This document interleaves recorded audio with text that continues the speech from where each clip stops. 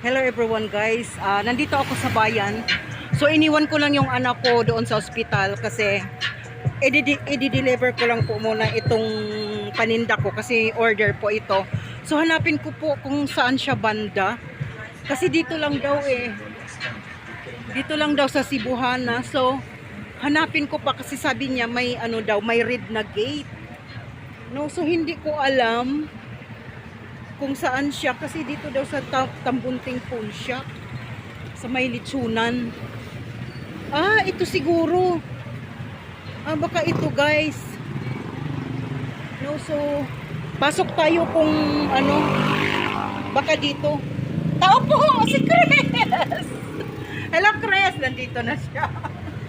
Nandito na po yung nag-order nito guys. So hanggang dito na lang guys, nandito na siya.